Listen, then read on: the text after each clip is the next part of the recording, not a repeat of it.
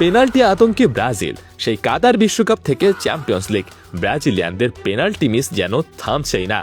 ব্রাজিলের হেক্সা জয়ের স্বপ্ন কি আবারও পেনাল্টি শুট আউটেই শেষ হবে? অনেকেই বলে থাকেন ডগ আউটে থাকবেন কার্লো আনচেলতির মতো বিশ্বসেরা কোচ, আর মাঠে থাকবেন Neymar Junior, Vinicius, Raphinha, Casemiro, Alisson বেকারের মতো তারকা ফুটবলার। সেখানে হেক্সা জয়ের স্বপ্ন তো বিলাসিতা কিছুই নয়। কিন্তু কাগজে কলমে নিঃসন্দেহে এটি একটি শক্তিশালী দল হলেও বাস্তবতা হলো বড় টুর্নামেন্টে শুধু নাম দিয়ে ট্রফি জেতা যায় না, বিশেষ করে যখন একটি দলের সবচেয়ে বড় দুর্বলতা হয়ে দাঁড়ায় পেনাল্টি। গত কয়েক বছরে ব্রাজিলের পারফরমেন্স বিশ্লেষণ করলে দেখা যায় গুরুত্বপূর্ণ মুহূর্তে পেনাল্টি নেওয়া এবং পেনাল্টি শুট আউটে সফল হওয়া তাদের জন্য বরাবরই বড় সমস্যা হয়ে দাঁড়িয়েছে।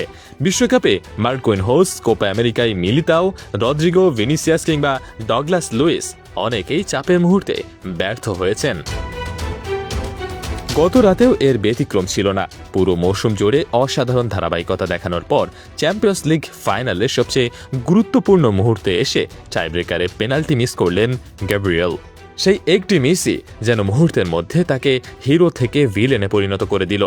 তার ব্যর্থতায় আর্সেনাল শিরোপার খুব কাছে গিয়েও শেষ পর্যন্ত ট্রফিটা ছুঁয়ে দেখতে পারল না। পুরো ম্যাচে তিনি ছিলেন দুর্দান্ত, করেছেন 13টি ক্লিয়ারেন্স, একটি ট্যাকেল জয়, একটি গ্রাউন্ড ডুয়েল জয় ও 1x1 এরিয়াল ডুয়েল জিতে শতভাগ সাফল্য দেখিয়েছেন তিনি। পাশাপাশি ছিল একটি শর্ট ব্লক, 3টি রিকভারি, 2টি নিখুঁত লং বল এবং ফাইনাল থার্ডে 4টি পাস। ম্যাচের পুরো সময় জুড়ে তিনি ছিলেন আর্সেনালের অন্যতম সেরা খেলোয়াড়। দুঃখজনক বিষয় হলো একটি পেনাল্টি মিসের আড়ালে যেন চাপা পড়ে গেল গ্যাব্রিয়েলের পুরো মৌসুমের দুর্দান্ত পারফরমেন্স, এমনকি ফাইনালে তার অসাধারণ অবদানও। আর সেই মুহূর্তেই শেষ হয়ে গেল আর্সেনালের চ্যাম্পিয়ন্স লিগ জয়ের স্বপ্ন। বর্তমান ব্রাজিল স্কোয়াডের সবচেয়ে বড় চ্যালেঞ্জ প্রতিপক্ষ নয়, বরং নিজেদের মানসিকতা।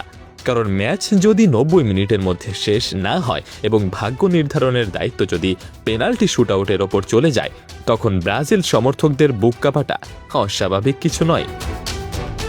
ব্রাজিল যদি 2026 বিশ্বকাপে হেক্সা জিততে চায়, তাহলে তাদের প্রতিটি নকআউট ম্যাচ 90 মিনিট বা অতিরিক্ত সময়ের মধ্যেই নিজেদের করে নিতে হবে। পেনাল্টি শুট আউটের উপর নির্ভর করলে সেই স্বপ্ন যে আবারও ভেঙে যাবে তা নিশ্চিত।